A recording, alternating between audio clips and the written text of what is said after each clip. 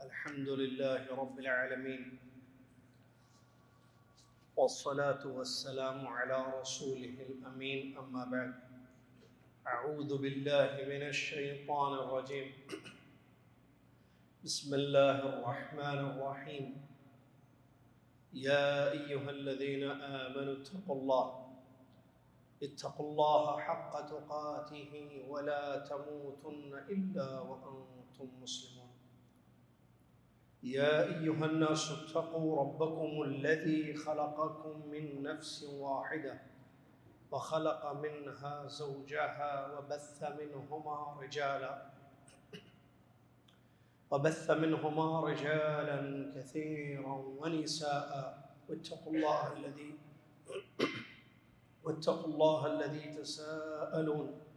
تساءلون به والأرحام إن الله كان عليكم رقيبا يا أيها الذين آمنوا اتقوا الله وقولوا قولا سديدا يصلح لكم أعمالكم ويغفر لكم ذنوبكم ومن يطع الله ورسوله فقد فاز فوزا عظيما قال الله سبحانه وتعالى فمن شهد منكم الشهر فليصم وعن أبي هريرة رضي الله عنه قال سمعت رسول الله صلى الله عليه وسلم يقول كل عمل ابن آدم له يضاعف الحسنة بعشر أمثالها إلى 700 ضعف قال الله تعالى إلا الصوم فإنه لي وأنا أجزي به يدع شهوته وطعامه من أجلي للصائم فرحتان فرحة عند فطره وفرحة عند لقاء ربه ولخلوف فم الصائم أطيب عند الله من ريح المسك والصوم جنة رواه البخاري ومسلم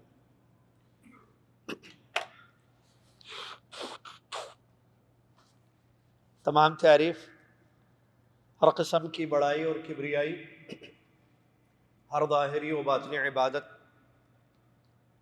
ہر انفرادی اور اجتماعی بندگیاں اسی ایک اللہ رب العالمین احکم الحاکمین الہ العالمین کے لیے ہے جو اللہ رب العالمین بڑا رحمان ہے، بڑا رحیم ہے، کریم ہے، ذو الفضل العظیم ہے، جس پر چاہے جتنی چاہے رحمتوں کا نزول فرمائے، جس کو چاہے جتنی چاہے توفیق دے دے، ہدایت دے۔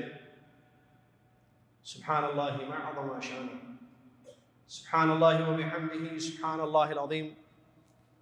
صلاۃ والسلام ہو اس کے بعد اللہ کے آخری نبی خاتم الانبیاء محمد الرسول اللہ صلی اللہ علیہ وسلم کی ذات گرامی پر کہ جن کو رب تعالیٰ نے رحمت والے نبی بنا کر، جن کی زندگی کو اسوہ حسنہ بنا کر ہماری طرف مبعوث فرمایا، جنہوں نے سب سے اچھا اللہ کے لیے نماز پڑھی، سب سے اچھا روزہ رکھا، اعتکاف سب سے اچھا کیا، سب سے اچھا عمرہ کیا، سب سے اچھا حج کیا، ہر عبادت سب سے اچھی کی اور اپنی امت کو اس عبادت میں طریقہ اور اسوہ چھوڑا۔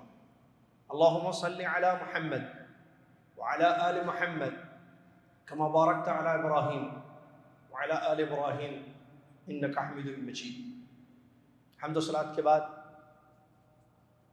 تاریخ تو میرے خیال سے یاد ہی ہوگی، آج 27 شعبان 1443 ہجری مطابق 30 مارچ 2022 عیسوی، رمضان سیریز کا آخری ورکشاپ آپ کی خدمت میں پیش ہے، جس میں ہم انشاءاللہ مختصر روزوں کے احکام اور مسائل آپ کی خدمت میں پیش کریں گے۔ قبل اس کے کہ ہم روزوں کے احکام اور مسائل پیش کریں، جیسا کہ معلوم ہے یہ 28ویں شب چل رہی ہے، کل جمعرات ہے، کل رات 29ویں شب ہوگی۔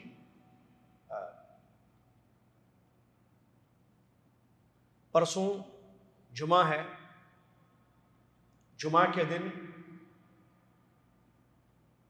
29 شعبان ہوگی، آج 27 ہے، کل 28، پرسوں 29 شعبان۔ اگر جمعہ کی شب رمضان مبارک کا چاند نظر آ جائے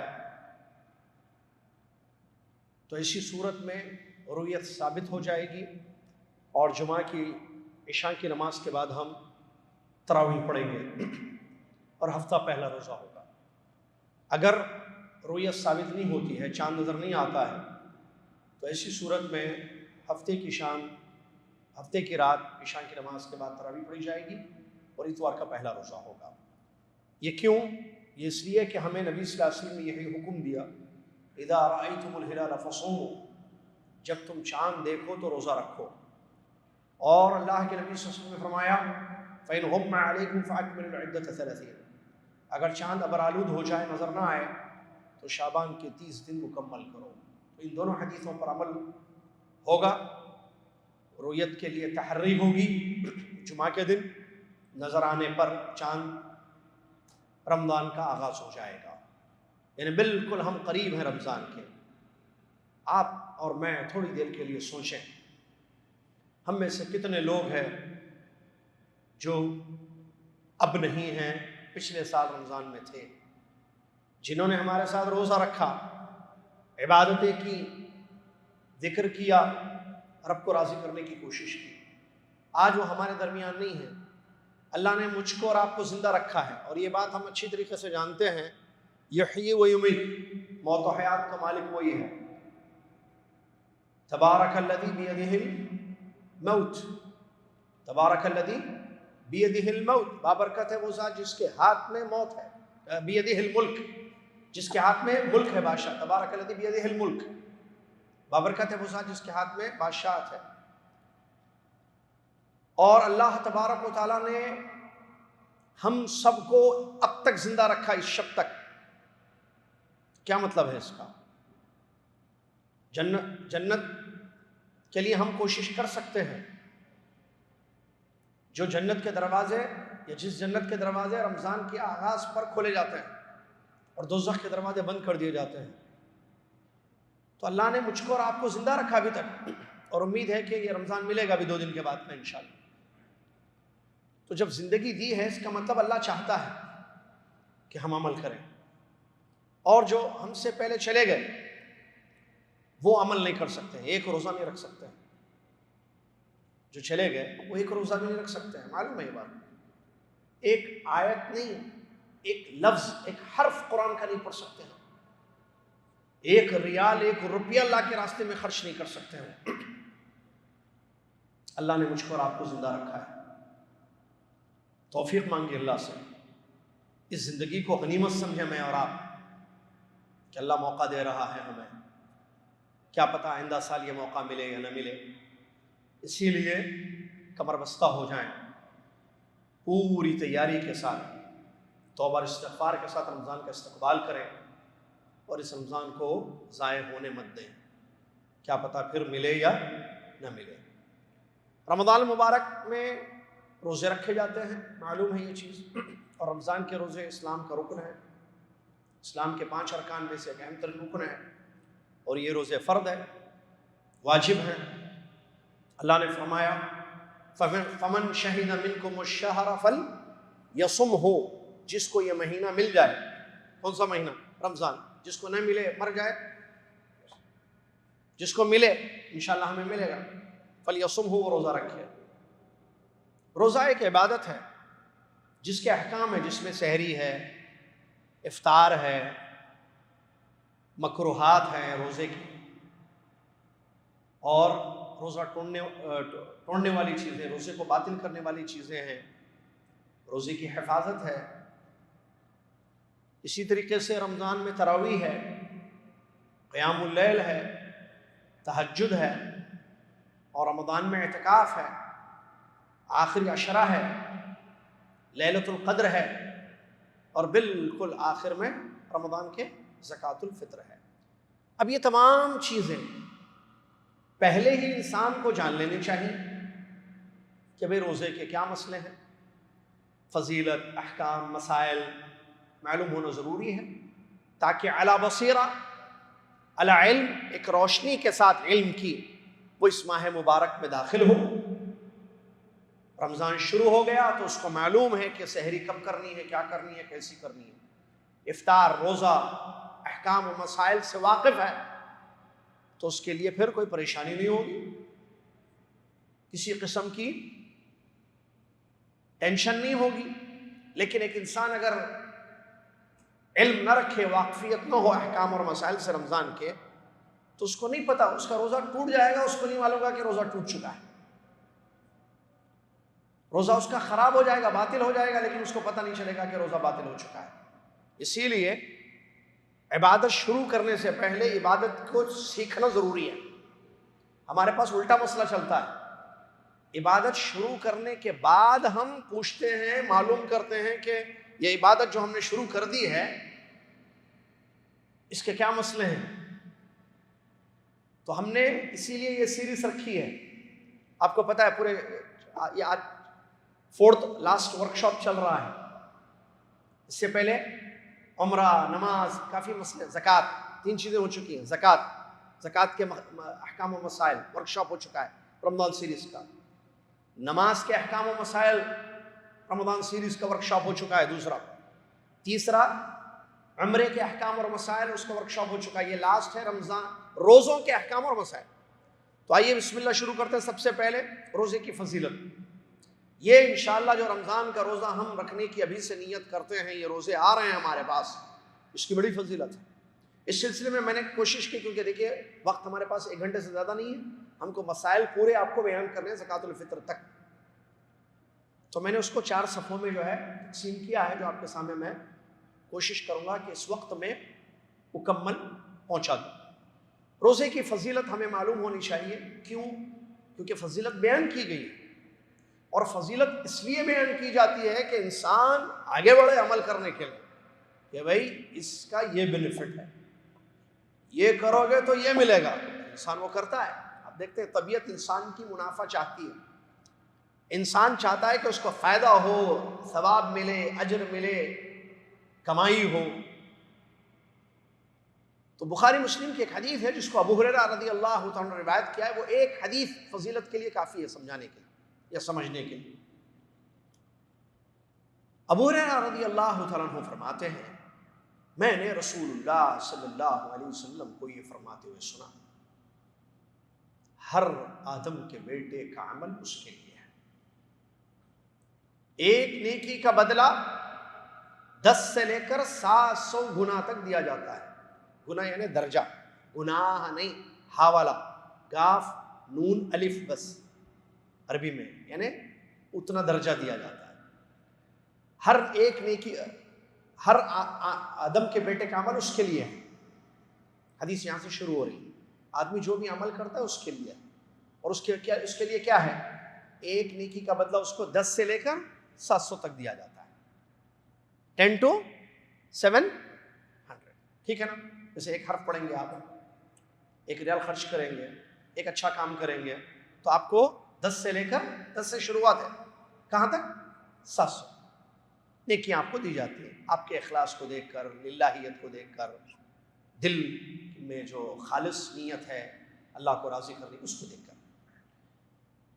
قال اللہ تعالی، نبی صلی اللہ علیہ وسلم فرماتے ہیں، اللہ تعالیٰ نے فرمایا، یہ بیان کرنے کے بعد کہ ایک نیکی کا بدلہ اتنا ملتا ہے، نبی صلی اللہ علیہ وسلم فرماتے ہیں اللہ تعالیٰ نے فرمایا الا الصوم، سوائے روزے کے، سوائے ہر آدم کے بیٹے کا عمل اس کے لیے فکس 10 to 700، سوائے روزے کے۔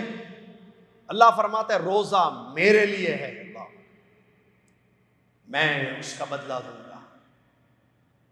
جملے دیکھ اللہ تعالیٰ کیا فرما رہا، سوائے روزے کے۔ روزہ ایسا عمل جو بندہ صرف میرے لیے رکھتا ہے، میں انا اجزی بہ، میں اس کا بدلہ دوں گا۔ اللہ فرماتا ہے یدع طعامہ وشہوتہ من اجلی، اپنی خواہشات کو، اپنے کھانے کو میرے واسطے چھوڑ دیتا ہے۔ اس کے بعد نبی صلی اللہ علیہ وسلم فرماتے ہیں للصائم فرحتان، روزہ رکھنے والوں کے لیے 2 وقت بڑی خوشی کے ہوتے ہیں۔ اللہ اکبر، ایک وقت افطار کا، جب اس کا روزہ عبادت ختم ہوتا ہے، عبادت ختم ہوتی ہے تو عبادت ختم ہوتی ہے تو وہ خوش ہو جاتا ہے کہ میں نے عبادت مکمل کر دی آج، کہ روزہ میرا ہو گیا ایک، تو افطار پر وہ خوش ہوتا ہے۔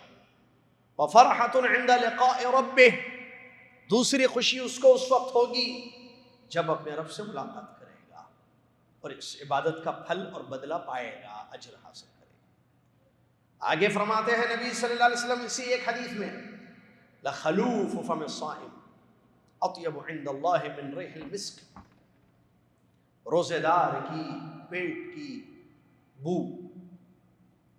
خلوف کہتے ہیں پیٹ سے جو اسمیل نکلتی ہے، خالی پیٹ سے، پیٹ خالی رہتا ہے نا، وہاں سے جو اسمیل نکلتی ہے اس کو خلوف کہتے ہیں۔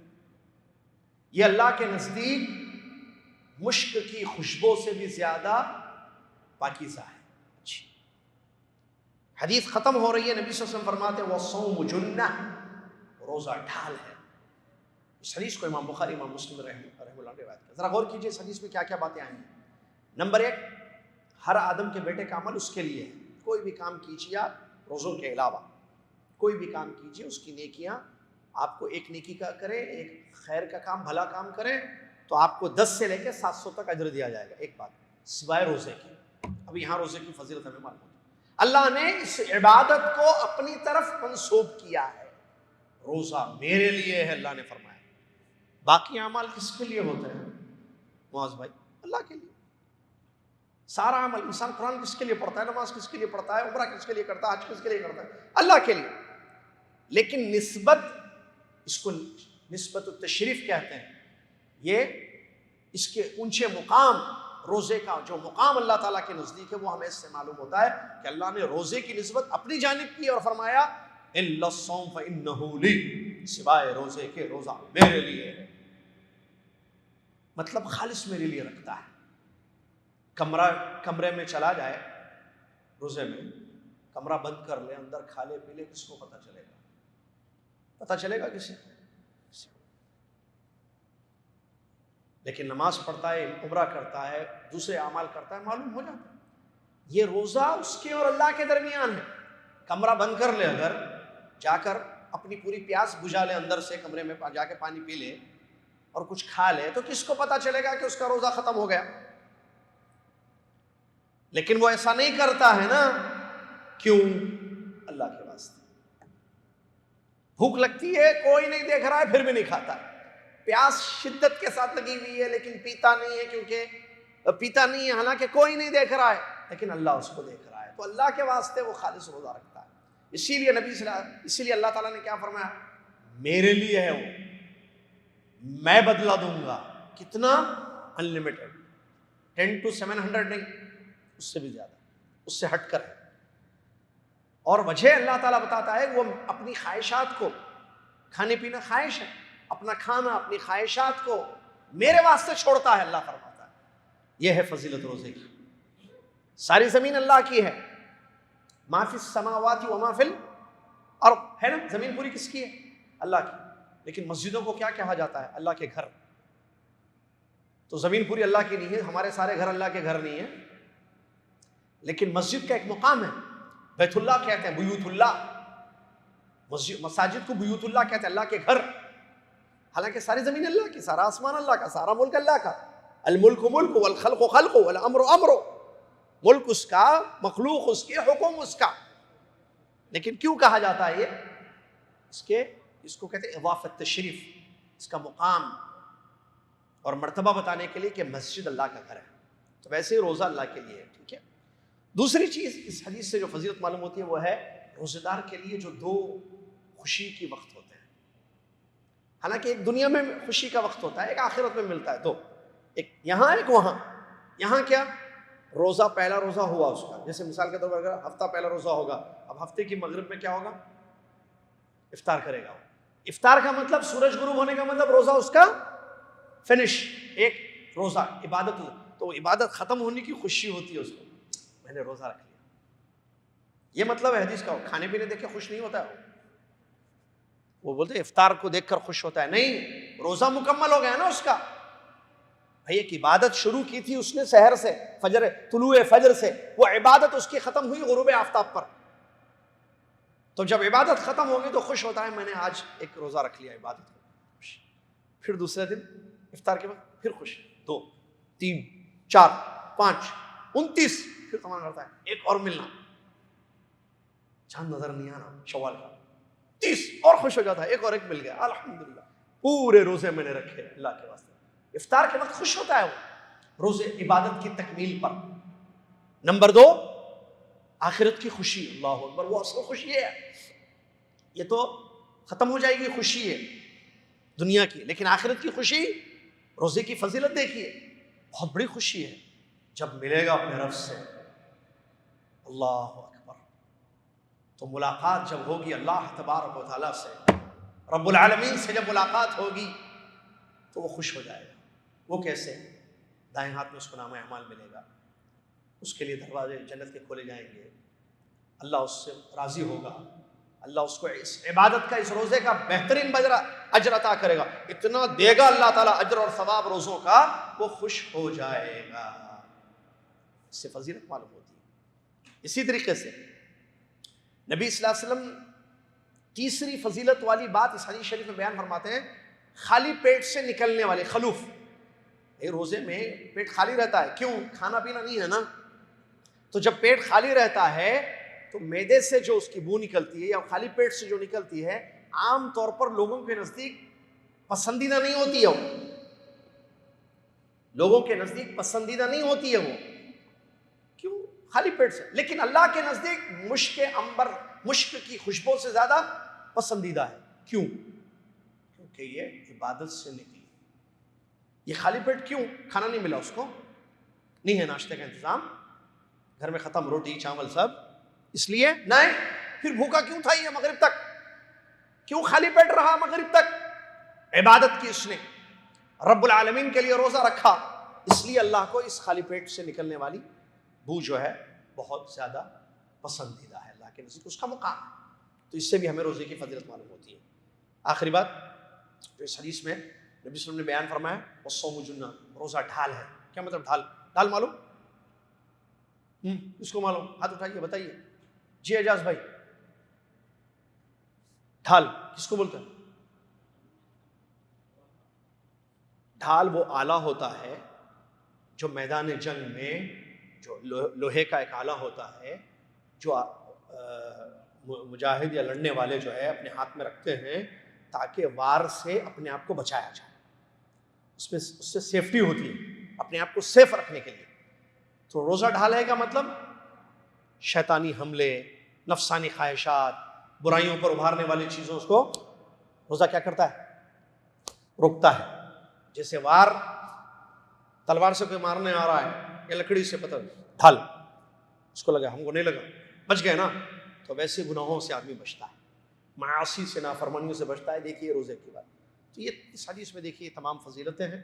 اللہ سے دعا ہے اللہ تعالیٰ مجھے اور آپ کو اس چیز کو یاد رکھنے کی توفیق عطا فرمائے، آمین. اس کے بعد روزے کے ارکان، پلرز. روزے کے 2 ارکان ہیں، نہیں ہیں، اگر یہ نہیں ہوں گے تو روزہ نہیں ہوگا. اب مسائل باقاعدہ شروع ہو رہے ہیں، جلدی سے سنتے جائیے. نمبر 1 نیت. نمبر 2 روزہ توڑنے والی چیزوں سے اپنے روزے کو بچانا. بس نیت مطلب روزے کی نیت کرنا. نفل روزوں کے بارے میں بھی ہے کہ نیت، نبی صلی اللہ علیہ وسلم نیت کر لیتے تھے اسی وقت. نبی صلی اللہ علیہ وسلم گھر تشریف لاتے، ہے کچھ کھانے کے لیے، کچھ نہیں ہے، ٹھیک ہے میں روزے سے نیت کر لی، اسی وقت کر لینی ہے دل میں، کچھ بھی نہیں ہے کھانا. یہ نفل روزہ تھا. لیکن ہم بات کر رہے ہیں فرض روزوں کی. تو اس سلسلے میں ہمیں چاہیے کہ ہم رمضان شروع ہونے سے پہلے، اچھا کیا کہتے ہیں، روزہ کب شروع ہوتا ہے؟ دن میں یا رات میں؟ طلوع فجر سے شروع ہوتا ہے نا. تو طلوع فجر سے پہلے رات ہوتی ہے، طلوع فجر سے پہلے رات ہوتی ہے. تو رات میں طلوع فجر سے روزے کا ٹائم سٹارٹ ہونے سے پہلے ہم کو نیت کرنی ہے. کیوں؟ اللہ کے نبی صلی اللہ علیہ وسلم نے فرمایا انما الاعمال بالنیات، اعمال کا دار و مدار نیتوں پر ہے. متفق علیہ روایت. آپ روزہ رکھ رہے ہیں تو آپ نیت کیجئے، یہ عمل ہے روزہ، اور یہ ڈپینڈ ہوگا نیت پر. نیت ہے آپ کی، ہاں کس کے لیے کر رہے روزہ بھی؟ کل کا اللہ کے وعدے. ٹھیک. اور ترمذی اور ترمذی اور ابن ماجہ کی حدیث ہے جس میں نبی علیہ الصلوۃ والسلام نے بیان فرمایا من لم یجمع الصیام قبل الفجر فلا صیام له، جو فجر سے پہلے روزوں کی نیت نہ کر لے اس کا روزہ نہیں ہوگا. فجر سے پہلے، جو فجر سے تو ٹائم سٹارٹ ہو گیا تو اس کو نیت کرنا ہے. اب یہاں سوال یہ ہے کہ یہ نیت کیسے کریں گے؟ نیت دل کے ارادے کو کہتے ہیں، الفاظ نہیں ہے نیت. تو دل میں نیت ہوگی کہ ہم کل کا روزہ رکھیں گے. ٹھیک ہے، دل میں نیت ہو جائے گی. اب اس نیت پر عمل بھی ہوگا. آدمی اٹھے گا، تیار ہوگا، کھائے گا، پیے گا، روزہ سٹارٹ کرے گا. آدمی وضو کرتا ہے، نماز کا وقت ہوتا ہے، وضو کرتا ہے، کپڑے پہنتا ہے، ماسک وغیرہ رکھ لیتا ہے، سجدہ وغیرہ لیتا ہے، یا بہرحال تیاری کر کے مسجد جا رہا ہے. کیوں جا رہا ہے بھائی؟ اس کے دل میں کیا ہے؟ کھیلنے جا رہا ہے، کھانے جا رہا ہے، لڑنے جا رہا ہے، سازشیں کرنے جا رہا ہے؟ نہیں، عبادت کرنے، نماز پڑھنے کے لیے جا رہا ہے. اس نیت پر یہ عمل ہوتا ہے. تو نیتوں پر عمل ہوتا ہے. نیت دل میں ہوتی ہے، اس پر پریکٹیکلی عمل کیا جاتا ہے، پریکٹیکل ہوتا ہے، عمل ہوتا ہے اس پہ. تو روزے کی نیت دل میں ہوگی. ہم اٹھیں گے، ہم 29 شعبان کو 4 بجے کچھ بھی نہیں کھائے، لیکن 30 شعبان کو یا چاند نظر آنے کے بعد ہم کھا رہے ہیں، سحری کر رہے ہیں. کیوں؟ کیونکہ یہ نیت پر عمل ہو رہا ہے. زبان سے نیت نہیں ہوگی. ایک عربی زبان میں نیت دل کے ارادے کو کہتے ہیں. نبی صلی اللہ علیہ وسلم نے نیت کے لیے کوئی الفاظ، کوئی دعا نہیں سکھائی اپنی حدیثوں میں. جو کارڈوں پر چھاپتے ہیں نا، یہ خاص طور سے ہمارے ممالک میں، روزے کی نیت کی دعا کہتے ہیں. روزے کی نیت کی دعا، نویت ان اصوم للہ سبحانہ وتعالی غدن، ایسے کل میں اللہ تعالیٰ کے لیے ایک روزہ رکھنے کی نیت کرتا ہوں یا نیت کرتی ہوں. یہ نویت ان اصوم کہاں سے لائیے؟ کون سی حدیث کی کتاب میں ہے؟ کہیں بھی نہیں ہے. ایک عربی زبان کے خلاف ہے یہ چیز، کیونکہ نیت دل میں ہوتی ہے، اسی لیے ہم نیت کریں گے. یہاں ایک سوال، ہر روزے کے لیے الگ الگ نیت کرنی ضروری ہے، یا جیسے رمضان شروع ہو جائے میں نیت کروں گا کہ یہ سال پورے میں روزے رکھوں گا؟ ابھی بتائیے مجھے، آپ سوال کر رہا ہوں، روزہ رمضان تو شروع ہوا، آپ سب کی نیت ہے؟ ہاتھ اٹھائے وہ شخص جس کی نیت نہیں ہے رمضان کے روزے رکھنے کی. اس سال روزہ نہیں رکھنا ہے ہم کو، ہاتھ اٹھائیے. کوئی بھی نہیں، سب کی نیت ہے. لیکن یہ نیت ہم کل سے شروع نہیں کریں گے نا، اس نیت پر عمل ہوگا کل نہیں، کیونکہ ہم ویٹ کر رہے ہیں چاند کا. چاند نظر آ جائے رمضان کا، سٹارٹ عبادت ہے نا خان صاحب. اب ہم دیکھیں گے جمعہ، ہاں کیا ہوا، آ گیا چاند دکھ گیا، ہاں دکھ گیا، چلو بھائی خلاص کل روزہ. اب سیدھے عمل میں، عبادت میں ہم سٹارٹ ہو گئے. سمجھ میں آ گیا؟ چلیے. دوسری چیز جو روزوں کے ارکان میں سے ہے وہ ہے الامساک عن المفطرات. روزہ توڑنے والی تمام چیزوں سے سورج غروب ہونے تک اپنے آپ کو بچانا. جن جن چیزوں سے جو آگے آ رہی ہے تفصیل 1 2 3 4، ان چیزوں سے روزہ ٹوٹتا ہے. تو خود کو بچانا ان چیزوں سے. کب تک؟ مطلب دور رہنا ان چیزوں سے، کھانا نہیں، پینا نہیں. کب تک؟ سورج غروب ہونے تک. یہ بھی کیا ہے؟ رکن ہے. اس کے بغیر روزہ نہیں ٹوٹتا ہے. آپ بھوکے تھے لیکن اثر میں کھا لی، خلاص روزہ. اس کے بعد سحری. کیا مطلب سحری؟ رات میں 12 بجے کھا کے سو جانا، صبح ڈیوٹی کو اٹھنا. رات میں 12 بجے کھا کے سو گیا، ٹھیک ہے، بھوک لگ رہی تھی، رات میں 12 بجے کھا کے سو گیا. الارم رکھے کب کا؟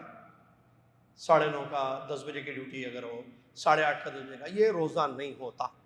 اس کو سحری نہیں بولتے. سحری روزے کی نیت سے، دل میں جو روزے کی نیت ہے اس کے لیے آدمی کچھ کھاتا ہے، کچھ پیتا ہے لیٹ نائٹ، فجر سے پہلے، طلوع فجر سے پہلے.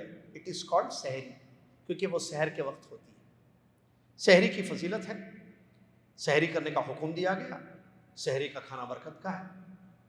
بخاری شریف کی حدیث ہے، نبی صلی اللہ علیہ وسلم نے فرمایا تسحروا فإن فی السحور برکہ.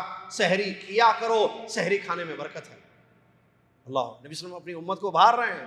اور یہ سنت ہے، واجب نہیں ہے، رکن نہیں ہے. یہ مطلب رکن واجب نہیں ہے کا مطلب کہ اگر سحری مس تو روزہ مس نہیں، روزہ چلے گا، رہے گا. یہ سنت ہے. اس پر عمل کرنے سے آپ کو فائدہ ہے، اجر بھی ملے گا، برکت بھی حاصل ہوگی، روزے میں طاقت بھی ہوگی، ہمت بھی ہوگی روزہ کنٹینیو کرنے میں. یہ سب فائدے ہیں. لیکن سحری رکن نہیں ہے کہ سحری نہیں ہوئی تو روزہ نہیں ہوا، یا واجب نہیں ہے، یا شرط نہیں ہے روزے کے لیے. کیا نہیں ہے؟ کنڈیشن نہیں ہے، سنت ہے. کرنا چاہیے۔ نبی صلی اللہ علیہ وسلم خود کرتے تھے اور صحابہ کو بھی ابھارتے تھے۔ عرباض ابن ساریہ رضی اللہ عنہ کی ایک حدیث ہے، فرماتے ہیں، جو ابو داؤد، ترمذی، نسائی اور کیا کہتے ہیں اس کو، مسند امام احمد میں یہ روایت آئی ہے۔ عرباض ابن ساریہ رضی اللہ عنہ کہتے ہیں کہ ایک مرتبہ نبی صلی اللہ علیہ وسلم نے مجھے بلایا، مجھے کہا کہ آؤ، رمضان میں سحری کے لیے دعوت دی نبی صلی اللہ علیہ وسلم نے مجھے، اور فرمایا ہلم الی الغداء المبارک، آؤ مبارک کھانے کی طرف، آؤ برکت والے کھانے کی طرف۔ اس کا مطلب وہ سحری برکت ہے، وہ تو پہلی حدیث بھی آپ نے۔ تو نبی صلی اللہ علیہ وسلم نے عرباض ابن ساریہ رضی اللہ عنہ جو مشہور صحابی ہیں ان کو کہا کہ آؤ برکت کا کھانا کھاؤ ہمارے ساتھ۔ اسی طریقے سے ایک تیسری حدیث ہے، نہیں بلکہ آیت ہے وہ، اور اس سے یہ بات معلوم ہوتی ہے کہ یہ وقت بڑا قیمتی وقت ہوتا ہے، یہ استغفار کا وقت ہوتا ہے۔ یہ جو سحری کا وقت ہونا ہے توبہ اور استغفار کا وقت ہوتا ہے۔ اللہ تعالیٰ نے فرمایا اہل ایمان کے بارے میں والمستغفرین بالاسحار، سحری کے وقت یہ لوگ اللہ سے معافی مانگتے ہیں، اللہ سے توبہ اور معافی مانگنے والے۔ چلیے، سحری تاخیر سے کرنا، لیٹ کرنا سنت ہے، افطار جلدی کرنا سنت، سحری تاخیر سے کرنا سنت۔ نبی صلی اللہ علیہ وسلم فرماتے ہیں لا تزال امتی بخیر ما اخر السحور، میری امت جب تک سحری تاخیر سے کرے گی خیر پر، بھلائی پر رہے گی۔ جب تک، جتنے سال، جتنے برس، ہر سال رمضان میں وہ سحریاں لیٹ کریں گے تو امت کس پر ہوگی؟ خیر پر ہوگی۔ اور ایک حدیث ہے جس میں صحابی کہتے ہیں کہ نبی صلی اللہ علیہ وسلم کے سحری اور فجر کے لیے نکلنا نماز سے، دونوں کے درمیان کا وقت کتنا ہوتا تھا اندازہ؟ فرمایا قدر 50 آیا، 50 آیتوں کی تلاوت جتنی دیر میں ہوتی ہے۔ کتنے؟ 50 آیتیں، 50 سورے نہیں، 50 آیات کتنی دیر میں آپ پڑھیں؟ سحری اور فجر کے درمیان کا ٹائم ہے، اس کا مطلب لیٹ کرتے تھے، جلدی نہیں، لیٹ۔ تو 50 آیتیں آدمی چند منٹ میں پڑھتا ہے، تو اس کا مطلب سحری نبی صلی اللہ علیہ وسلم کی کیا ہوتی تھی؟ لیٹ سے ہوتی تھی۔ مسلم شریف کی حدیث ہے، نبی صلی اللہ علیہ وسلم، یہ بخاری کی حدیث تھی جو ابھی آپ نے سنی 50 آیتوں والی، نبی صلی اللہ علیہ وسلم، مسلم شریف کی حدیث ہے، نبی صلی اللہ علیہ وسلم فرماتے ہیں ان فصل ما بین صیامنا و صیام اہل الکتاب اکلۃ السحور، اکلۃ السحر، اکل السحور، اور حدیث کما قال، ہمارے روزے اور اہل کتاب کے روزوں کے درمیان نیند تو نہیں آ رہی نا؟ نہیں نا؟ ہمارے روزے اور اہل کتاب یعنی یہود و نصارہ کے روزوں کے درمیان کا فرق ہے سحری۔ ہم سحری کر کے روزہ رکھتے ہیں، وہ بنا سحری کا روزہ رکھتے ہیں، تو اس سے بھی ہمیں سحری کی اہمیت معلوم ہوتی ہے۔ اب یہاں مسائل ہیں، خیر اس میں کہاں جائیں، ہم ڈیٹیل میں اتنا بتا دیں گے آپ کو، صرف آپ جو ہے آج کل مشکل نہیں ہے فون یا ٹیکنالوجی کو استعمال کرتے ہوئے یہ پتہ لگانا کہ فجر کی اذان کتنے بجے ہو رہی ہے، مشکل ہے، اوپر دیکھیے معلوم ہو جائے گا، فونوں میں دیکھیے معلوم ہو جائے گا ایگزیکٹلی کتنے بجے فجر کی اذان ہو رہی ہے۔ آپ اس سے پہلے اٹھ کے سحری کر لیجیے۔ آپ اگر اب یہاں ایک مسئلہ ہے کہ میں سحری کر رہا ہوں اور اذان ہو گئی، اب یہ مسئلہ کیا ہے کہ آپ جان بوجھ کر لیٹ کر رہے ہیں، اتنی لیٹ کہ فجر کی اذان ہو رہی ہے، ایک مسئلہ یہ دیکھنا پڑے گا۔ دوسرا یہ غور کرنا پڑے گا کہ آپ کے محلے کی جو مسجد ہے اس مسجد کے مؤذن صاحب طلوع فجر سے پہلے اذان دیتے ہیں یا طلوع فجر کے ساتھ اذان دیتے ہیں؟ پہلے دیتے ہیں تو آپ کھا لیجیے آرام سے، کوئی مسئلہ نہیں، علماء کے فتوے ہیں۔ لیکن اگر ساتھ دے رہے ہیں یعنی جیسے ہی فجر کا وقت سٹارٹ ہوا ایگزیکٹلی اسی وقت یہ اذان اللہ اکبر شروع کرتے ہیں تو آپ کو پھر روکنا ہوگا، اس وقت کھانا نہیں ہوگا۔ ہاں آپ اٹھے تھے، کھانا شروع کر دیے تھے، کھا رہے تھے، اذان ہو گئی تو حدیثوں میں اس کا ذکر ہے کہ آپ کمپلیٹ کر لیجیے، اس کو کھا رہے تھے اس کو کمپلیٹ، جو ہاتھ میں آپ کا کھانا ہے اس کو کمپلیٹ کر لیجیے۔ تو احوط بہتر یہ ہے کہ آدمی وقت کا پتہ کرے، اس سے پہلے کھا لے، خروج من خلاص، کوئی مسئلہ ہی نہیں ہے اس کے لیے۔ معلوم ہے اتنے بجے اذان ہو رہی ہے، ٹھیک ہے، آدھا گھنٹہ پہلے اٹھیے، آپ 15-20 منٹ میں کھانے والے ہیں، کھا لیجیے، کھا لیے، پانی پی لیے، چائے پی لیے، سگریٹ تو حرام ہے نا ویسے ہمیشہ، یہ جلدی جلدی پیو، جلدی جلدی اذان ہو رہی ہے، بالکنی میں جا کے یا حمام میں گھس کے جو ہے بچوں سے چھپ کے پی رہے جلدی جلدی، یہ کیا ہے؟ تو پھر وہ صبح کی سگریٹ ناشتے کی، ناشتہ تو نہیں ہے نا روزے میں، نہیں روزے میں کیسا پینا، مغرب تک ویٹ کروں گا میں، اسی لیے 29 کا چاند میرے کو بہت اچھا دکھتا. کیوں؟ سگریٹ شروع ہو جاتی ہے، مغرب کے بعد پی رہا ہے، فجر سے پہلے پی رہا ہے. یہ کون سا روزہ ہے بھائی؟ انسان اللہ سے ڈرے، اپنے آپ کی تربیت کرے. جب حلال چیز ہے نا یہ کھانا پینا، روزے میں بھائی ناشتہ کرنا، لنچ کرنا حلال ہے یا حرام ہے؟ حلال ہے. روٹی، چاول، پھل، فروٹ، جوس، پانی، دودھ. آپ روزے میں حلال چیزوں کو چھوڑتے ہیں اللہ کے واسطے، تو کیا اللہ کے واسطے زندگی بھر حرام چیز نہیں چھوڑ سکتے؟ چھوڑ سکتے ہیں. اس سال چھوڑ دیں گے انشاءاللہ. انشاءاللہ میں ہاتھ نہیں اٹھاؤں گا خود ہی اندر، اور امید کہ کوئی بھی نہیں ہوں گے یہاں اسموکرز، لیکن اگر کوئی ہیں یا جو دیکھ رہے ہیں فیس بک پر، توبہ توبہ توبہ توبہ. سگریٹ ایسی توبہ کہ پھر ہاتھ نہیں لگانا. دل بولے تب بھی نہیں، خواہش ہو تب بھی نہیں، ڈبی سامنے ہو تب بھی نہیں. سگریٹ پیش کیا جائے، ارے لو بھائی چلو عید ہو گئی، رمضان ختم، افطار ختم، تھوڑا مارو 2 گھونٹ مارو، نہیں، خلاص خلاص خلاص، چھوڑنا. مرد مجاہد. عورتیں تو ویسے نہیں پیتی ہماری، انشاءاللہ نہیں پئیں گی، وہ بھی پیتی ہیں. اگر کوئی وہ بھی چھوڑ دیں، اللہ سے ڈرے. چلیے اس کے بعد افطار کرنا بھی سنت ہے. نبی صلی اللہ علیہ وسلم کی حدیث ہے، نبی صلی اللہ علیہ وسلم کا طریقہ رہا ہے.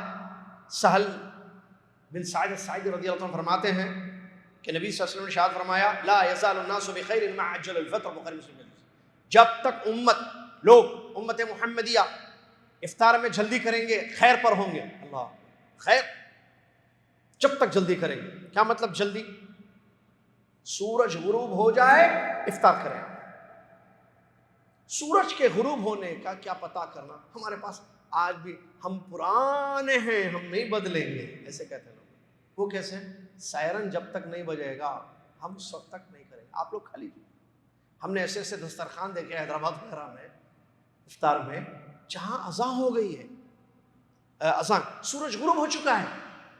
بھائی ایک بات بتائیے، بھائی ہم کون سی دنیا میں ہیں آج؟ ٹیکنالوجی اتنی عام ہے. آپ کے سامنے ٹیکنالوجی کتنی فاسٹ ہے.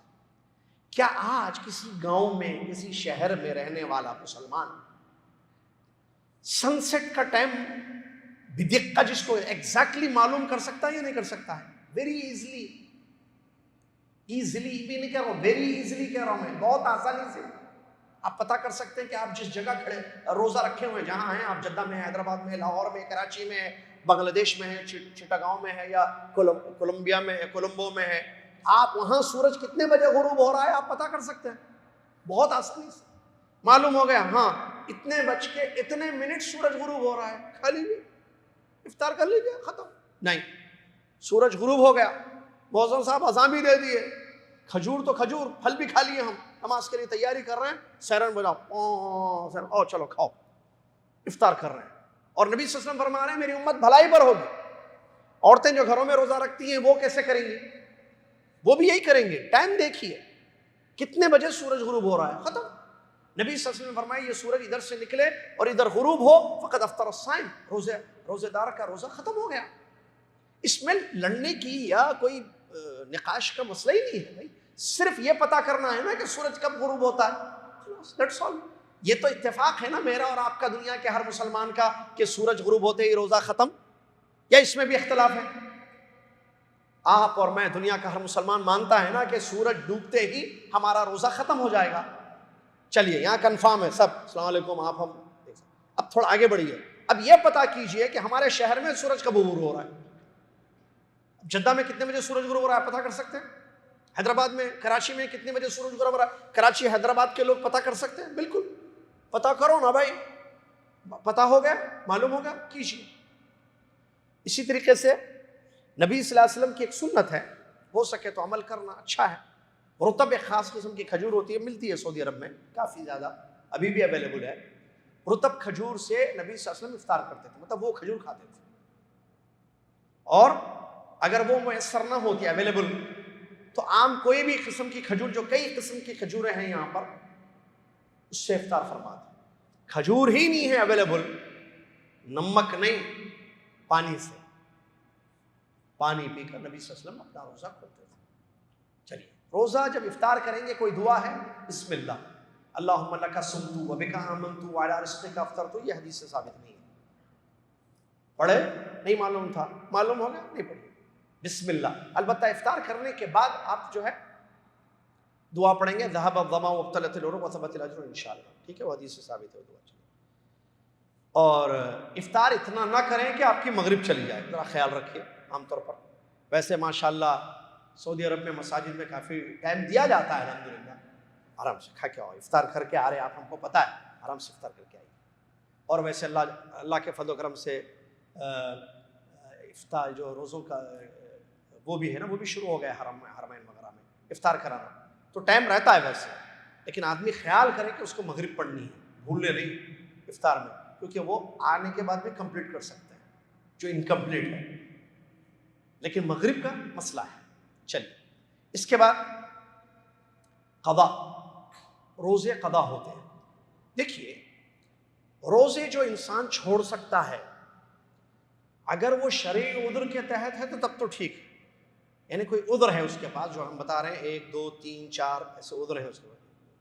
جی ہاں، 4 عذر ہیں جو انسان کے ہو سکتے ہیں، اس میں وہ روزہ چھوڑ سکتا ہے. لیکن جان بوجھ کر روزہ چھوڑنا حرام ہے، بہت بڑا گناہ ہے، نہیں چھوڑنا چاہیے جان بوجھ کر.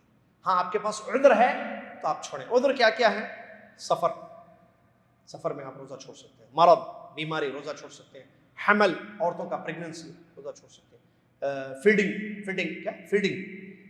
کیا کہتے ہیں، دودھ پلانا، رضاع، عورتیں جو دودھ پلاتی ہیں، یہ بھی جو ہے سبب ہے. یہ اسباب ہیں جس کی وجہ سے مرد یا عورتیں اپنا روزہ چھوڑیں گی. اب کیا کریں گی وہ، تھوڑی سی اس کی مسئلوں کو سن لیجیے. پہلی چیز، اچھا اس میں ایک ہے، یہ تو حیض اور نفاس عورتوں کا مسئلہ ہے، جانتی ہیں عورتیں. حیض اور نفاس میں عورتیں جو ہے روزہ رکھنا ان کے لیے حرام ہے. حیضہ عورت جیسے حیض سٹارٹ ہو جائے گا، اس کو پتہ ہے اس کا پیریڈ کب سٹارٹ ہوتا ہے، اس کی سائیکل، وہ اپنا روزہ چھوڑ دے گی. جتنے دن تک یہ معاملہ اس کے ساتھ رہے گا چھوڑ دے گی. ان روزوں کی بعد میں وہ قضا کرے گی.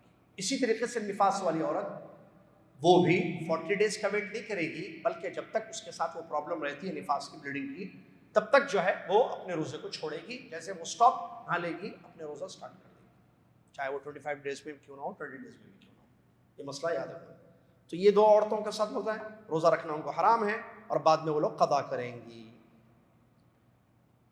2 اور قسم کی عورتیں، حمل والی عورت اور دودھ پلانے والی عورت. حمل والی عورت اور دودھ پلانے والی عورت اگر ڈرتی ہیں، خوف ہے، تو وہ روزہ چھوڑ دیں گی. ابو ابی بن کعب رضی اللہ عنہ کی حدیث اس کی دلیل ہے. فرماتے ہیں رسول اللہ صلی اللہ علیہ وسلم ارشاد فرمایا، یقینا اللہ تعالیٰ نے مسافر سے روزے کو معاف کر دیا ہے. مسافر سے روزے کو معاف کر دیا. معاف مطلب روزہ رکھنا اس پر واجب نہیں رکھا ہے اللہ نے، بعد میں وہ قضا کرے گا مسافر. جیسا کہ فمن کان منکم مریضا او علی سفر فعدۃ من ایام اخر. اور نماز کو اللہ نے مسافر کے لیے عادی کر دی ہے. اور حامل اور مرضع عورت سے بھی اللہ نے روزے کو معاف کر دیا ہے، وہ بھی بعد میں روزہ رکھے قضا. یہ جو ہے ابو داؤد ترمذی کی حسن سند کی حدیث ہے. تو حمل والی عورت اور دودھ پلانے والی عورت جہاں تک ہے، یہ جو لیڈیز ہے، ان کی جو کنڈیشن ہے وہ ایسی ہوگی، یا تو ان کو بچے پر ڈر ہوگا، یا تو ان کو اپنے حمل پر ڈر ہوگا. اس سلسلے میں اختلاف ہے کہ وہ کیا کریں گی. اب حالت حمل میں اگر خوف ہو تو وہ روزہ چھوڑیں گے. بعض دفعہ ایسے منس ہوتے ہیں پریگننسی کے جس میں کوئی ڈر نہیں ہوتا ہے، ڈاکٹر بھی منع نہیں کرتے، ہاں آپ روزہ رکھ سکتی ہیں، آپ روزہ رکھیے. اور فیڈ کرنے والی اپنے بچے کو عورت، بچی کو، وہ بھی روزہ رکھ سکتی ہے، کوئی پرابلم نہیں ہوتی اس کو، تو روزہ رکھے گی. لیکن جہاں مسئلہ خوف کا آئے گا وہاں وہ روزہ چھوڑ دیں گے. روزہ چھوڑ کے بعد میں قضا کریں گے. اب مسکین کو کھانا کھلائیں گی اور قضا کریں گی، یا صرف قضا کریں گی؟ اس سلسلے میں علماء کرام کی جو تحقیق ہے کہتے ہیں اگر ڈر ہے خود پر تو صرف قضا ہوگا، اگر بچے پر ڈر ہے تو کفارہ بھی ہوگا اور قضا بھی ہوگا. مطلب ایک مسکین کو کھانا کھلائے گی اور قضا تو پکا ہے، بعد میں تو قضا کرنا ہی کرنا ہے، اس میں تو کچھ ہے. بات صرف مسکین کو کھانا ہے، اپنے لیے ہے تو نہیں. اگر بچے کے لیے ہے ڈر تو پھر ایسی صورت میں وہ ساتھ میں مسکین کو کھانا بھی کھلائے گی.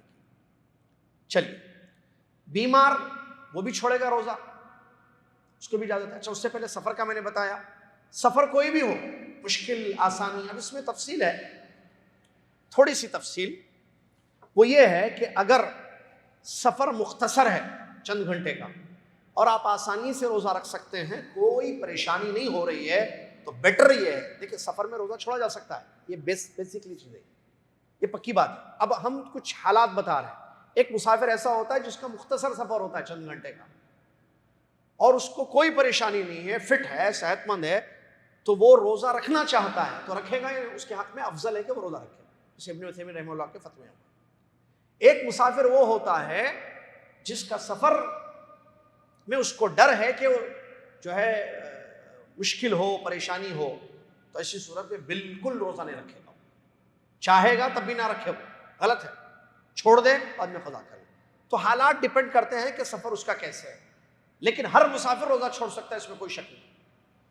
ہم یہ نہیں کہیں گے ارے کیا پرابلم ہے، 2 گھنٹے کی فلائی ہے، خالی یہاں سے دمام جا رہے ہیں، آپ چھوڑ دیں، گاڑی میں جا رہے ہیں 10 گھنٹے میں، کیا پرابلم ہے گاڑی میں، 10 گھنٹے میں آپ ریاض پہنچ جائیں گے۔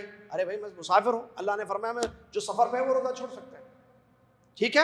چلیے، بیمار 2 ٹائپس کے ہوتے ہیں، ایک ایسے بیمار جن کی بیماری وقتیہ ہوتی ہے، ٹیمپروری، ختم ہو جائے، ایک ایسے بیمار جو ہمیشہ بیمار ہے، جیسے اچھا دونوں کی مثال، پہلی کی مثال کون دیں گے ہاتھ اٹھا کر؟ ایسا بیمار جو جس کی بیماری ختم ہو جائے گی، امید ہے کہ جلدی ختم ہو جائے گی انشاءاللہ۔ جی امجد بھائی، بخار بیماری ہے، بخار آ گیا شدید، یا بخار آ گیا رمضان میں، بیماری ہے نا، یہ بخار کیا بخار زندگی بھر رہتا ہے؟ نہیں، 1 دن 2 دن 3 دن ختم، یا اس کے علاوہ اور جیسے لوز موشنز وغیرہ ہے بیماری ہے، اور بھی کوئی بھی ہے، بہت ساری بیماری ہیں جو وقتیہ ہوتی ہے۔ دوسری بیماری جو دائمی ہوتی ہے، اس طرف والے ہاتھ اٹھا کے، ادھر سے کوئی ہاتھ اٹھائیے، ادھر تو جواب دے دیا ماشاءاللہ۔ ایسی بیماری جو ختم نہیں ہوتی ہے، رمضان میں بھی شوال میں بھی، آلویز، جس کی امید کم ہوتی ہے، کینسر، شوگر پیشنٹ، بہت اچھے، جزاک اللہ۔ تو اب ان کا معاملہ کیا ہے؟ پہلی قسم کے جو بیمار ہیں ان میں بھی 2 قسمیں ہیں، جو ختم ہو جاتی ہے، ہلکی بیماری، جیسے زکام بیماری ہے یا نہیں ہے؟ زکام، چھینکیں آ رہی ہیں، ناک بہہ رہی ہے، بیماری ہے، کیا روزہ رکھ سکتے ہیں یا نہیں؟ نتھنگ، کچھ بھی ایشو نہیں ہے، سر میں درد ہو رہا ہے، تھوڑا درد ہو رہا ہے، بیماری ہے لیکن ہلکی ہے، آپ روزہ رکھ لیجیے، آپ کیوں قضا کریں گے بعد میں؟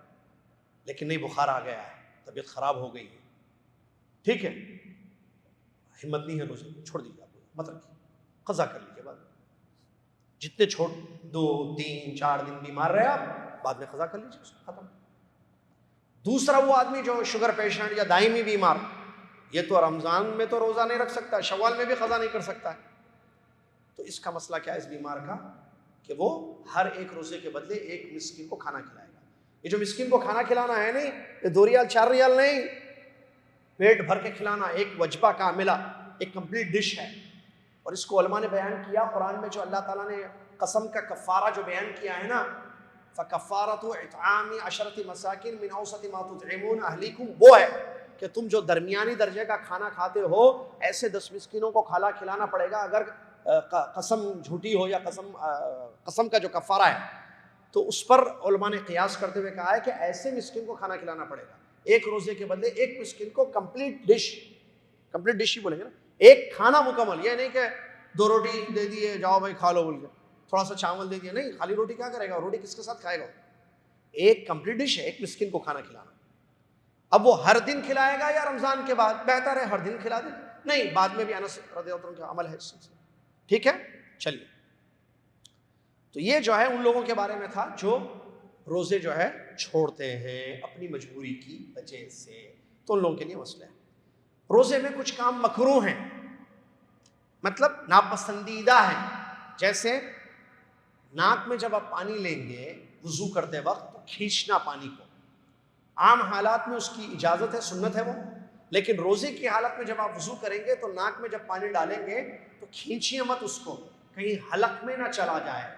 اس کی دلیل اللہ کے نبی صلی اللہ علیہ وسلم کی حدیث جو ترمذی، ابو داؤد، ابن ماجہ کی ہے، فرمایا وَبَالِغْ فِي الْإِسْتِنشَاقِ إِلَّا أَن تَكُونَ صَائِمًا، تم جو ہے مبالغہ کرو پانی کو ناک میں کھینچنے میں، مگر یہ کہ تم روزے سے ہو تو مت یہ کام مت کرو، اگر روزہ نہیں ہے تو یہ کام کرو۔ کھانے کو چکھنا مکروہ ہے بغیر ضرورت کے، کوئی ضرورت نہیں ہے، ہاں کیا پکا رہے بیگم، چولہے میں چلے گئے چکھ رہے، کھا رہا ہوں تھوڑے میں، ارے کیا ضرورت ہے چکھنے کی؟ آپ نمک مرچی کا اندازہ ان کو ہے، میڈم کو، بھابھی کو، بہن جی کو، آنٹی جی کو، آپ کیا کر رہے؟ نہیں میں چکھنا چاہ رہا ہوں، خالی مزے کے بن رہے نہیں بن رہے، نہیں بالکل نہیں، مکروہ ہے۔ روزہ تو نہیں ٹوٹے گا اس سے، لیکن مکروہ ہے۔ لیکن اگر کسی کو ضرورت پیش آ جائے چکھنے کی، اکیلا ہے بیچارہ، اب اس کو چکھنے کی ضرورت پیش آ رہی ہے، اب وہ چاہے مرد ہو، عورت ہو، بیچلر ہو، شادی شدہ ہو، بڈھا ہو، جوان ہو، بچہ ہو، کام والا ہو، مالدار ہو، غریب ہو، کوئی بھی ہو، چکھ سکتا ہے اگر حاجت ہو تو، ٹھیک ہے۔ چلیے اسی طریقے سے اور ایک مسئلہ روزے میں جو ہے مکروہات میں سے یہ ہے کہ آپ بوسہ دیں، بوسہ معلوم نا کس کرنا، یہ جو ہے روزے کی حالت میں جو ہے مکروہ ہے۔ کس مطلب بیوی کی بات ہو رہی ہے، بیوی شوہر کو یا شوہر بیوی کو، یہ مکروہ ہے۔ لیکن مکروہ کس کے حق میں ہے، ذرا اس کی تفصیل ہے۔ اگر آپ کا بوسہ سمجھتے ہیں نا، میں بوسہ بول رہا ہوں، اس کو اردو میں بوسہ بولتے ہیں، عربی میں انگلش میں کس کہتے ہیں۔ اگر آپ کا بوسہ، آپ کا کس آپ کی شہوت کو بھڑکا سکتا ہے، آپ کو معلوم ہے وہ چیز، تو یہ مکروہ ہے، آپ کے حق میں مت کیجیے۔ آپ جانتے ہیں، ہر آدمی اپنے بارے میں جانتا ہے۔ لیکن اگر آپ کا بوسہ آپ کی شہوت کو نہیں بھڑکا سکتا ہے تب تو کوئی حرج نہیں ہے، ممنوع نہیں ہے، مطلب جائز ہے۔ پیارے نبی صلی اللہ علیہ وسلم نے روزے کی حالت میں اپنی بیویوں کا بوسہ دیا۔ اچھا، یہ جو مکروہ ہے، اس کا خاص مکروہ کب ہے بوسہ؟ جب ہمارا بوسہ ہم کو ہماری شہوت کو بھڑکا دے تو مکروہ ہے، لیکن اس میں روزہ خراب ہونے کا ڈر نہیں ہے، ہم کو صرف شہوت بھڑک سکتی ہے۔ لیکن اگر ہم کو یہ ہو معاملہ کہ ہمارا بوسہ ہمارے روزے کو خراب کر دے گا، ہم جانتے ہیں اپنے حالات کو، تب تو پھر حرام ہو جائے گا یہ بوسہ، ٹھیک ہے۔ چلیے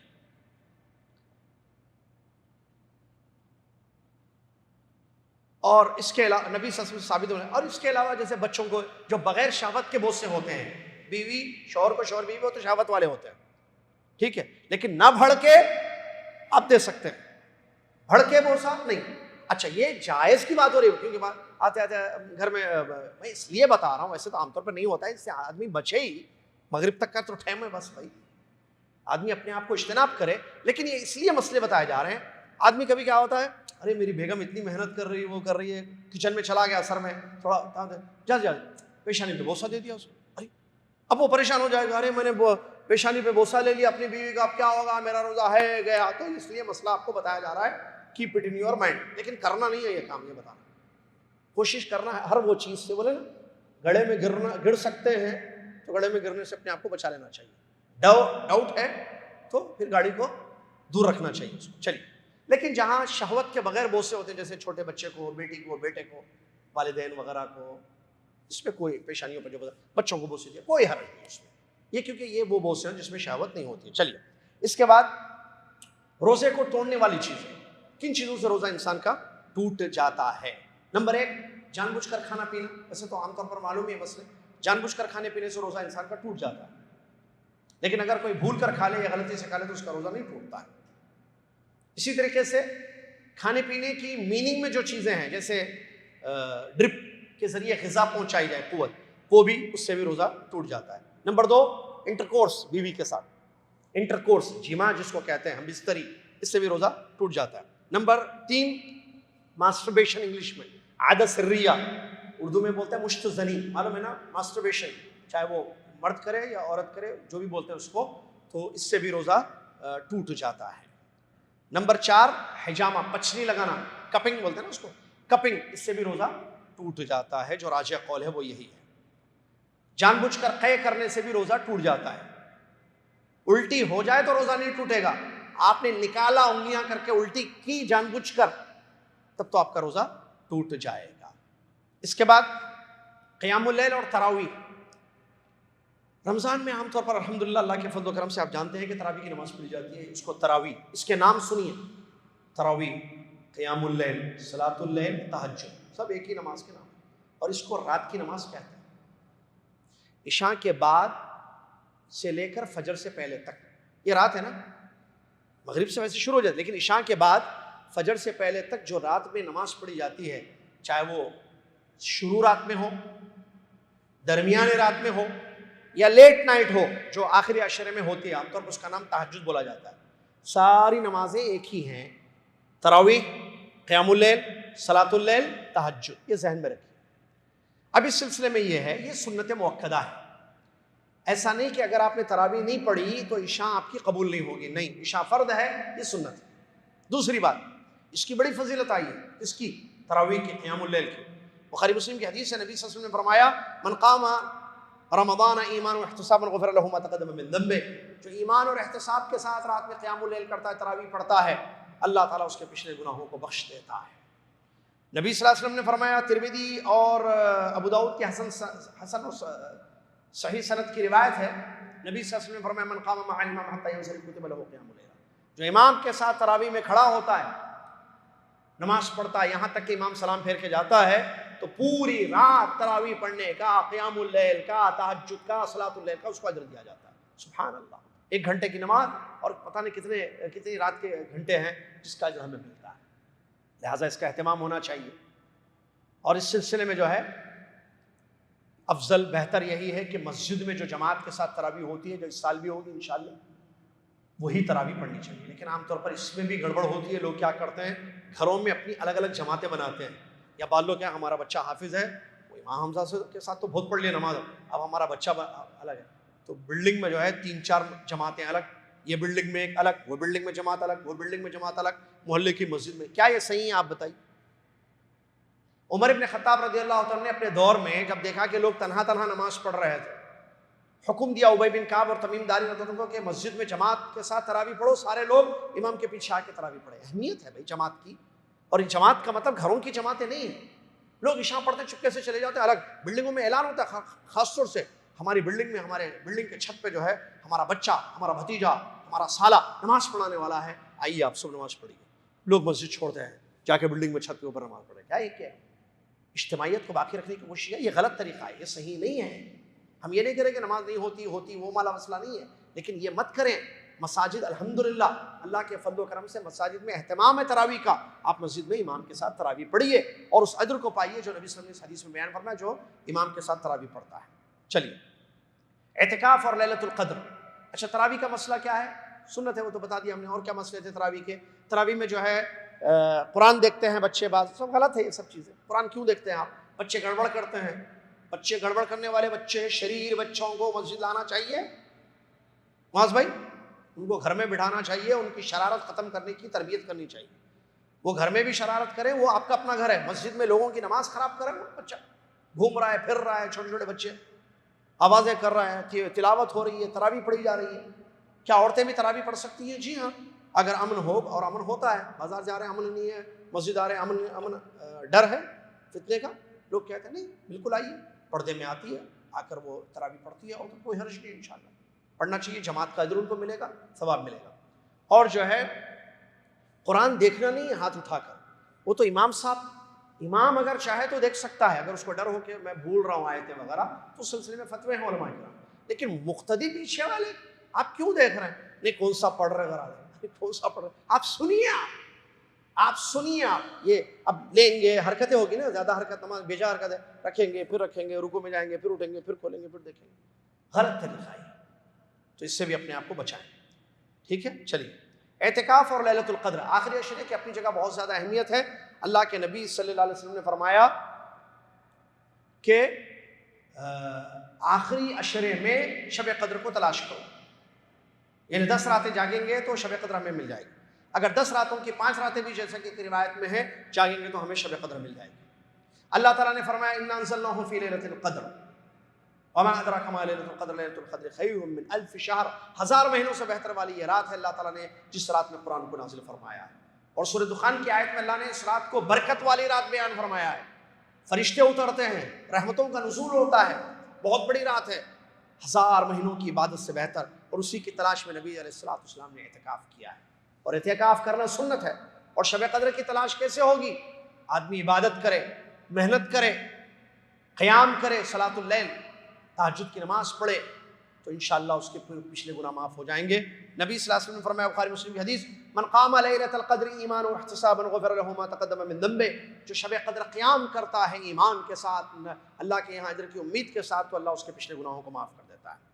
آخری دہا جیسے شروع ہوتا تھا، آخری کی 10 راتیں، 10 دن، فرماتے ہیں صحابہ، بخاری مسلم کی حدیث ہے، کان اذا دخل، ام المؤمنین عائشہ رضی اللہ عنہ فرماتی ہیں، کان نبی صلی اللہ علیہ وسلم اذا دخل العشر شد میزرہ واحیا لیلہ وایقظ اہلہ۔ 3 کام نبی صلی اللہ علیہ وسلم فرماتے تھے، جیسے آخری دہا شروع ہوتا، کمر بستہ ہو جاتے، تیار ہو جاتے اللہ کی عبادت کے لیے، زیادہ کرنے کے لیے، اور اپنے گھر رات میں جاگتے، یعنی سال بھر جاگتے نہیں نبی صلی اللہ علیہ وسلم، لیکن آخری کی 10 راتیں جاگ کر عبادت کرتے تھے۔ تو عبادت اطاعت، یہ گھومنے پھرنے میں نہیں جاگنا، جاگتے تو بہت ہیں، لیکن اطاعت میں اگر آپ جاگ رہے ہیں، عبادت میں آپ جاگ رہے ہیں، تلاوت ہو رہی ہے، دعائیں ہو رہی ہیں اور تہجد پڑھی جا رہی ہے، تو یہ ہے معنی جو نبی صلی اللہ علیہ وسلم کی سنت ہے، یہ ہے۔ اور گھر والوں کو بھی جگاتے ہیں تاکہ وہ بھی اس عبادت میں اور اس اجر میں شریک ہو جائیں۔ اسی طریقے سے نبی صلی اللہ علیہ وسلم کے بارے میں آیا کہ وہ اعتکاف فرماتے تھے، ثابت ہے، آخری عشرہ خاص طور سے یہی افضل ہے، اور آپ کے بعد آپ کی امہات ازواج مطہرات نے امہات المؤمنین میں بھی اعتکاف کیا، اور یہ جو بعض مساجد میں لکھا جاتا ہے نویت سنت الاعتکاف، مسجد میں جب بھی جاؤ تو نیت کر لو اعتکاف کی، آپ کا اعتکاف ہو جائے گا، وہ جب آپ تھوڑی دیر جا کے بیٹھیں گے اور فرض پڑھ کے آ جائیں گے، غلط ہے یہ، اور اس قسم یہ بدعت ہے، علماء نے اس کو بدعت کہا ہے کہ نویت سنت الاعتکاف نہیں ہے، اعتکاف رمضان میں ہے، نبی صلی اللہ علیہ وسلم رمضان میں کیا اعتکاف کا مطلب ہوتا ہے مسجد میں اپنے آپ کو روک لینا عبادت کی غرض سے، تاکہ باہر نہ جائیں آپ، دنیاوی امور میں مشغول نہ ہو جائیں۔ اور افضل یہ ہے کہ آخری عشرہ، اگر آخری عشرہ پورا کرتے بہت اچھا ہے، نہیں تو 5 دن 2 دن 3 دن، کم سے کم 1 رات 2 رات 1 دن 2 دن 5 دن، یہ آپ اعتکاف کر سکتے ہیں۔ اور اعتکاف کا وقت آخری عشرہ جیسا ہم نے بیان کیا۔ اعتکاف کی جگہ کیا ہے؟ صرف حرمین نہیں، اس کے علاوہ مساجد جہاں جماعت کے ساتھ 5 وقتہ نماز پڑھی جاتی ہے، ان مساجد میں جو ہے اعتکاف ہو سکتا ہے۔ اس کے لیے شرط نہیں ہے کہ جمعہ ہی پڑھی جائے وہاں پر، علماء کرام کے سلسلے میں بھی فتوے موجود ہیں۔ اس کے بعد آخری مسئلہ زکوٰۃ الفطر ہے، اور زکوٰۃ الفطر واجب ہے، علماء کرام کا اس پر اجماع ہے، اور حدیثوں کی اس کی دلیل ہے، بخاری مسلم کی حدیث ہے، نبی صحابی کہتے ہیں فرض رسول اللہ صلی اللہ علیہ وسلم، تقریباً عبداللہ بن عباس کی روایت ہے رضی اللہ عنہ، فرض رسول اللہ صلی اللہ علیہ وسلم زکوٰۃ الفطر، نبی صلی اللہ علیہ وسلم نے زکوٰۃ الفطر کو فرض کیا، 1 سا کھجور، 1 سا پنیر، 1 سا کھجور، 1 سا پنیر، 1 سا جو غلام پر، آزاد پر، مرد پر، عورت پر، چھوٹے پر، بڑے پر، مسلمانوں میں سے، اور حکم دیا کہ اس کو ادا کیا جائے لوگوں کی عید کی نماز کو نکلنے سے پہلے۔ معلوم ہوا کہ یہ چیز فرض ہے، کون سی؟ زکوٰۃ الفطر۔ نمبر 2، اس کی کیا وجہ ہے؟ تو حدیثوں میں جو ترمذی، ابن ماجہ، ابو داؤد کی جو حدیث ہیں اس سے معلوم ہوا 2 ریزن سے اس کے۔ نمبر 1، طہرۃ للصائم من اللغو والرفث، روزے میں جو غلطیاں ہوتی ہیں ان کا کفارہ ہو جائے زکوٰۃ الفطر، اور نمبر 2، طعمۃ للمساکین، عید کے دن مسکینوں کے گھر کھانا ہو جائے، اس وجہ سے جو ہے زکوٰۃ الفطر کو نکالا جا سکتا ہے۔ زکوٰۃ الفطر میں اناج دیں گے یا قیمت دیں گے، یہ بات ہر سال بتائی جاتی ہے، پیسے نہیں بلکہ پیسے سے خرید کر اناج غلہ دیں، اور وہ قوت البلد، جیسے چاول کھاتے ہیں لوگ تو چاول دیں، اگر آپ جس علاقے میں ہیں وہاں عام طور پر روٹی کھائی جاتی ہے تو آپ روٹی دیں، تو روٹی یا چاول آپ جو ہے یہ زکوٰۃ الفطر میں نکالیں۔ اور اس کا ٹائم کیا ہے؟ آخری روزہ، آخری رمضان کا آخری دن سورج غروب ہو جائے، اس کے بعد آخری روزہ ہے، سورج غروب ہو گیا، افطار کر لیا، خلاص اب سٹارٹ ہو گیا زکوٰۃ الفطر کا ٹائم۔ کیا 1-2 دن پہلے بھی ہم زکوٰۃ الفطر کو دے سکتے ہیں؟ عبداللہ بن عمر رضی اللہ عنہ کی دلیل بخاری میں فرماتے ہیں کہ کانوا یعطون قبل الفطر بیومین او یومین، زکوٰۃ الفطر کو صحابہ رضی اللہ عنہ اجمعین عید سے 1 دن پہلے یا 2 دن پہلے بھی نکالا کرتے تھے، جس کا مطلب 1-2 دن پہلے نکال سکتے ہیں۔ اور جو ہے زکوٰۃ الفطر کیا ہے؟ غلہ دینا ہے۔ بعض لوگ کہتے ہیں نہیں لوگوں کو پیسوں کی ضرورت ہے، بھائی یہ بدلنے چینجز مت کریں، دین میں چینجز نہیں ہونا چاہیے۔ نبی صلی اللہ علیہ وسلم کے زمانے میں بھی لوگوں کو پیسوں کی ضرورت تھی، صحابہ کے زمانے میں بھی لوگوں کو پیسوں کی ضرورت ہر زمانے میں مسکینوں کو ہوتی ہے، لیکن فطرے میں زکوٰۃ الفطر میں غلہ دیا گیا، پیسے دینا ہے سال بھر دیتے رہیے آپ غریبوں کو، لیکن زکوٰۃ الفطر ایک عبادت ہے، اس میں آپ کو صرف غلہ ہی دینا پڑے گا جو اس زمانے کے اس علاقے کی غذا ہو، جو کھانے کی چیزیں ہیں۔ ہم کہاں نکالیں زکوٰۃ الفطر؟ عام طور پر لوگ اپنے ممالک میں نکالتے ہیں، افضل یہ ہے آپ جہاں رہتے ہیں، جہاں روزہ آپ رکھتے ہیں، وہیں آپ فطرہ نکالیں۔ لیکن اگر ضرورت پیش آئے کہ نہیں وہاں زیادہ ضرورت ہے، ہمارے ملک میں حالات آ گئے ہیں، کیا کہتے ہیں، سیلاب آ گیا ہے، مسکینوں کے گھر تباہ ہو چکے ہیں وغیرہ، تو وہاں یا کھانے پینے کے وہاں مسئلے زیادہ ہے کسی علاقے میں، تو ضرورت کے تحت اس کو منتقل کیا جا سکتا ہے، اس میں کوئی حرج نہیں ہے۔ کتنا نکالنا ہے؟ 1 سا، تو تقریباً 3.25 کلو ہوتا ہے، لیکن احتیاطاً اگر کوئی 3 کلو بھی نکالتا ہے تو بہتر ہے۔ اب یہ کب ہوگا؟ آج کون نکالیں گے؟ یہ جو رب البیت ہے، جو کیا بولیں گے، ہیڈ آف دا فیملی، اپنی پوری فیملی کی طرف سے، بیوی بچے جتنے ہیں سب کی طرف سے جو ہے زکوٰۃ الفطر نکالیں گے۔ یہ چند مسائل تھے جو آپ کی خدمت میں اس 1 گھنٹے کے پروگرام میں پیش کیے گئے، وقت بھی ختم ہو گیا اور باتیں بھی ختم ہو گئیں۔ جو مسائل آپ کو بتانے تھے، نوٹ کیے تھے ہم نے، تمام چیزیں بتا دی۔ اللہ سے آخر میں دعا گو ہوں کہ اللہ تعالیٰ مجھے اور آپ کو اس سال کا رمضان صحت و عافیت کے ساتھ، ایمان و سلامتی کے ساتھ پانے والا ہم سب کو بنائے، اور اللہ تعالیٰ پچھلے رمضانوں سے بہتر اس سال کا رمضان ہمارا بنا دے، اور اللہ تعالیٰ ہم سب کو توفیق دے، اللہ تعالیٰ ہم سب کو ہدایت دے اور توفیق دے کہ ہم زیادہ سے زیادہ نیک عمل کریں اور اپنی جگہ اور اپنے گھر والوں کی جگہ جنت میں بنا لیں، اور اپنی گردنوں کو اور اپنے گھر والوں کی گردنوں کو جہنم سے آزاد کروا دیں۔ آمین۔ وآخر دعوانا رب العالمین، السلام علیکم ورحمۃ اللہ وبرکاتہ۔ اگر کسی کے پاس کوئی سوالات وغیرہ ہیں تو وہ ضرور علماء کرام سے آپ کریں، یا مجھ جیسے چھوٹے طالب علموں سے بھی آپ وقت لے کر سکتے ہیں، کوئی حرج نہیں ہے اس میں، لیکن لوگوں کی باتوں میں آ کر مت کیجیے، کیونکہ اکثر ہمارے پاس سوالات آتے ہیں، جس سے کل ہی کسی بہن نے شاید سوال کیا تھا کہ میں پاکستان سے ریاض آئی ہوں تو اپنے شوہر کے ساتھ رہنے کے لیے، اور مجھے عمرہ کرنا ہے، تو میں چاہ رہی ہوں کہ ریاض سے نکل کر، آج ہی شاید آیا تھا صبح کسی کا، میں ریاض سے نکل کر جو ہے عمرہ کرنا چاہتی ہوں، تو کسی بہن نے کہا کہ نہیں آپ پاکستان سے آئیں تو پاکستان سے آپ کو احرام باندھ کے آنا تھا۔ ارے کون ہے بھائی یہ؟ میں نے جواب دیا، بتا بھائی آپ پاکستان سے آئیں، ریاض سے آئیں، آپ میقات کے باہر سے آ رہی ہیں، آپ میقات جو گزریں گے وہاں سے آپ کو احرام باندھنا۔ تو یہ سسٹر نے جواب دیا، بھائی صاحب نے کہا، انہوں نے کہا، انہوں نے کہا، یہ انہوں سے بچیے، انہوں سے مت پوچھئے، مسائل علماء سے پوچھنا چاہیے۔ فاسألوا اہل الذکر ان کنتم لا تعلمون، اگر تمہیں معلوم نہ ہو تو اہل ذکر سے پوچھو۔ علماء موجود ہیں، فوت نہیں ہوئے دنیا کے علماء، طالب علم بھی ہیں، آپ علماء سے یا اسٹوڈنٹ سے، طلباء سے، طلاب العلم سے آپ سوالات کریں تاکہ صحیح گائیڈ آپ کو کر سکے وہ، اور آپ کو صحیح مسئلہ معلوم ہو سکے۔ جزاکم اللہ خیر۔ اللہ تعالی ہم سب کو جو باتیں بیان کی گئی ان کو یاد رکھنے کی توفیق عطا فرمائے۔ جانے سے پہلے کفارۃ المجلس پڑھ لیں۔ سبحانک اللہم و بحمدک، اشہد ان لا الہ الا انت، استغفرک و اتوب الیک۔